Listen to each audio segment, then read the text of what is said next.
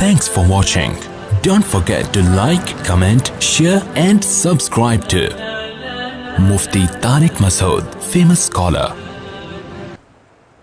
بھائی یہ جو عید کی نماز ہے نا، اس کے بارے میں لوگ بہت پوچھ رہے ہیں کہ اگر گورنمنٹ کی طرف سے مسجدوں میں کراؤڈ پر پابندی ہو تو کیا ہم اخپل طریقے سے گھر میں عید کی نماز پڑھ سکتے ہیں؟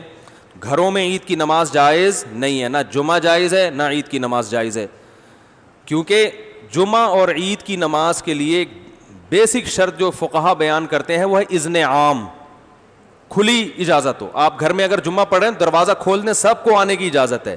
اور لوگ کہتے ہیں اس کی دلیل کیا ہے؟ بھائی اس کی دلیل یہ کہ جمعہ اور عید یہ شاعر اسلام میں سے ہے، یہ بند کمروں میں نہیں ہوتا. اس سے جمعے اور عید کی ویلیو ختم ہو جاتی ہے. جیسے نبی صلی اللہ علیہ وسلم کے دور میں گاؤں میں کبھی جمعہ نہیں ہوا. مدینہ کے ارد گرد کے جو گاؤں کے لوگ تھے وہ جمعہ آ کے پڑھتے تھے کہاں؟ مدینہ میں.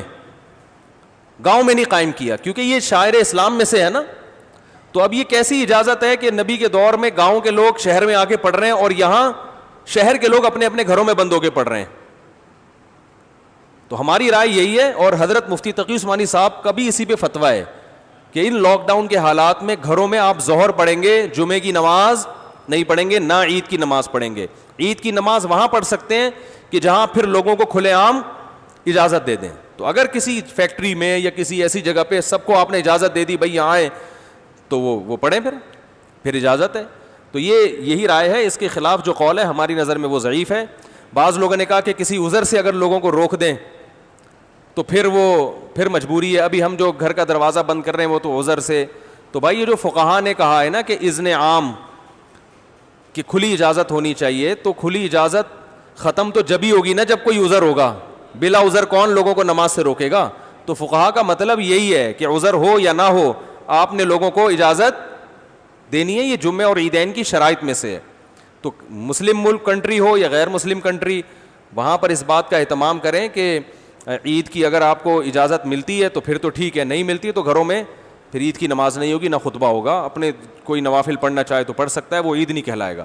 اور کیونکہ ایک شرعی عذر ہے تو وہ اللہ معاف کرنے والا ہے، اور کیا ہے. باقی مسجدوں میں گورنمنٹ نے اگر اجازت دی ہے، بعض لوگ یہ اشکال کرتے ہیں کہ مسجد میں بھی تو ابھی جمعہ جو ہوتا رہا ہے اس میں کھلے عام اجازت نہیں ہے، وہ تو ایک پابندی ہے کہ اتنے لوگ آئیں گے، اس سے زیادہ نہیں آئیں گے. تو کیونکہ گورنمنٹ کا جب کوئی حکم آتا ہے نا تو شریعت پھر یہ کہتی ہے کہ جو اجتہادی اختلافات ہوتے ہیں حکومت کے آرڈر کے آگے وہ منسوخ ہو جاتے ہیں، یعنی منسوخ کی طرح ہو جاتے ہیں. منسوخ تو نہیں کہہ سکتے یہاں پہ، یعنی وہ کالعدم ہوتے ہیں. تو گورنمنٹ نے چونکہ مسجد میں نماز پڑھنے کی اجازت دی ہے تو اگر اس میں اذن عام نہ بھی ہو تو حکومت کی پرمیشن کی وجہ سے وہ کیا ہو جائے گی؟ جائز ہو جائے گی. اس پہ تمام فقہا کا اتفاق ہے کہ اس طرح کی جتنی بھی شرطیں ہوتی ہیں وہ حکومت کے فیصلے کی وجہ سے کیا ہو جاتی ہیں؟ کالعدم. جیسے چاند کا مسئلہ ہے نا، چاند کا مسئلہ سعودی عرب میں کچھ اور ہے، ہمارے ہاں ان کا سسٹم ہی الگ ہے، ہمارا سسٹم بھی الگ ہے. ہم اس سسٹم کو نہیں مانتے، لیکن سعودی عرب میں جب ہم جائیں گے تو وہاں کی گورنمنٹ ہمارے سسٹم کے حساب سے فیصلہ نہیں کرتی، وہ اخپل طریقے سے کرتی ہے. تو جیسے بھی کرتی ہے لیکن سعودی حکومت میں وہ کیا ہو جائے گا؟ نافذ. کیونکہ حکم حاکم جو ہے نا شریعت میں اس کی ایک ویلیو ہے، ورنہ ہر آدمی اخپل طریقے سے ہی چلتا رہے گا تو یہ تو تباہی برباد ہو جائے گی نا. تو اس لیے وہاں ہم کہتے ہیں کہ جب گورنمنٹ نے ایک لا پاس کر دیا، فیصلہ کر دیا، تو جب گورنمنٹ کہے گی عید ہے تو عید ہے، جب کہے گی بقرہ عید ہے تو کیا ہے؟ بقرہ عید ہے. یہاں ہماری گورنمنٹ نے کیونکہ ہلال کمیٹی بنائی ہوئی ہے، اس کے اتھارٹی کا حق حاصل ہے، تو وہ جب فیصلہ کرے گی تو کیا ہوگا؟ ابھی دیکھو نا 4-5 سال پہلے ہم نے بتا دیا تھا کہ 30 روزے مکمل ہوں گے. 5-6 سال پرانی بات ہے، بلکہ اس سے بھی زیادہ. فلکیات والے کہہ رہے تھے چاند کہیں بھی نظر نہیں آئے گا، 30 روزے پکے ڈھکے. تو ہلال کمیٹی نے اعلان بھی نہیں کیا کہ کل عید ہے، اور 30 روزے ہو گئے، تراویح بھی ہو گئی. ہماری مسجد میں بیان شروع ہو گیا، ایک دم رات کو 10:30 بجے اطلاع آئی کہ کل کیا ہے؟ عید ہے. ہلال کمیٹی نے اپنا فیصلہ واپس لے لیا. اب ہمارا میٹر تو گھوما تھا کہ چاند کہیں دور دور کا بھی نام و نشان نہیں، پتہ نہیں ان کو نظر کہاں سے آ گیا. لیکن بہرحال ہم نے بھی کیا کیا ہے؟ عید منائی ہے. کیونکہ اب اپنی رائے میں مسلط کروں گا، بھائی میں اس فیصلے کو نہیں مانتا، ہمارے جامع رشید بھی نہیں مانتا. تو بھائی جامع رشید کوئی گورنمنٹ تھوڑی ہے. تو گورنمنٹ کی طرف سے جو کمیٹی ہے، ہلال کمیٹی اتھارٹی، حکومت کی طرف سے اس کو حاصل ہے. تو جب حکومت کوئی فیصلہ کرتی ہے تو وہ فیصلہ آپ کی رائے پر مقدم ہوتا ہے. ہاں جب تک 100% شریعت کے خلاف نہ چلے. وہ گورنمنٹ اگر یہ فیصلہ کر دے کہ اس دفعہ عید سرے سے ہوگی ہی نہیں ٹھیک ہے نا، رمضان ہی چلتا رہے گا، یا 30 کے بعد 31 روزے بھی ہوں گے. تو یہ 100% کیا ہے؟ غلط ہے. اس میں اختلاف رائے کی گنجائش ہے ہی نہیں. تو جو ایسا فیصلہ جس میں اختلاف رائے کی کوئی تک بنتا ہی نہیں ہے, گنجائش ہی نہیں ہے, وہاں یا گورنمنٹ شراب کو حلال کر دے, وہ تھوڑی ہوگا. اسی طرح گورنمنٹ نے جو 4 شادیوں پہ پابندی لگائی ہے, تو یہ پابندی شریعت میں کیا ہے؟ کالعدم ہے. آپ چھپ کے کر سکتے ہیں, چھپ کے نکاح کرو, تو یہ بالکل جائز ہے. تو یہ کیونکہ قرآن میں صاف لکھا ہوا ہے, تو یہ اختلافی مسئلہ تھوڑی ہے. وہ الگ بات ہے کہ اس کے بعد اختلافی مسائل ہی شروع ہوں گے. 4 شادیاں کرنا اسلام میں بالاتفاق جائز ہے, لیکن یہ ایسا اتفاق ہے کہ جیسے ہی کرو گے اختلافات شروع ہے. بعض اتفاقی مسائل میں اختلافات بہت ہیں. تو خیر, تو اس لیے وہ اذن حاکم کی وجہ سے اس کی مسجد میں اجازت ہے. تو گھروں میں اخفل طریقے سے نہ عید پڑھ سکتے ہیں اور نہ جمعہ. ایک آخری بات یہ کہ اگر کسی عالم کی رائے ہو کہ نہیں پڑھنی چاہیے, تو آپ اس کی رائے کو فالو کریں, مگر پھر تان و تشنیع نہ کریں کہ کلپ بنا کے ادھر میرا کلپ لگا دیا, ادھر دوسرے مولانا صاحب کی یہ کچھ اور کہہ رہے ہیں, وہ کچھ اور کہہ رہے ہیں. اس سے پھڈے بازی کے علاوہ کچھ بھی حاصل نہیں ہوتا. بھائی ہمارے یہ دلائل ہیں, اور مفتی اعظم حضرت مفتی تقی عثمانی صاحب وہ بہت بڑے محقق ہیں, ان کی بھی یہ رائے ہے.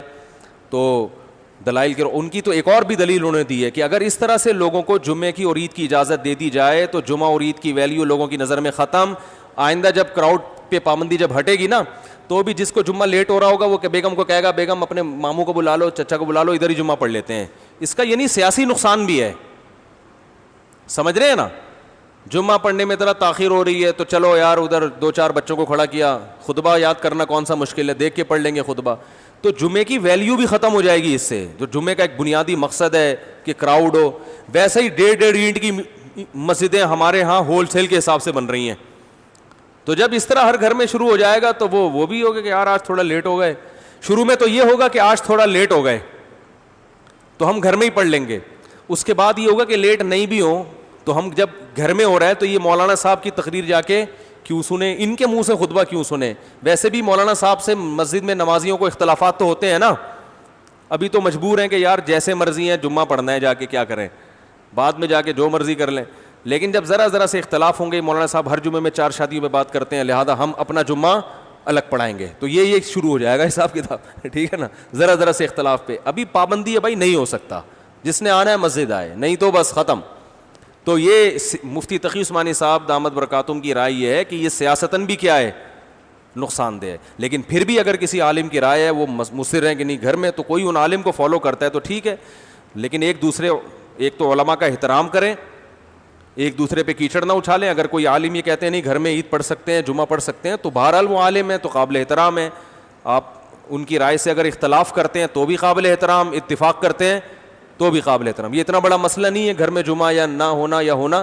لیکن علماء کی شان میں گستاخیاں یا بد کلامیاں یا یہ اس طرح کی چیزیں, یہ زیادہ ہیڈیک ہے, تو یہ صحیح نہیں ہے. اللہ تعالیٰ سمجھنے کی عمل کی توفیق عطا فرمائے.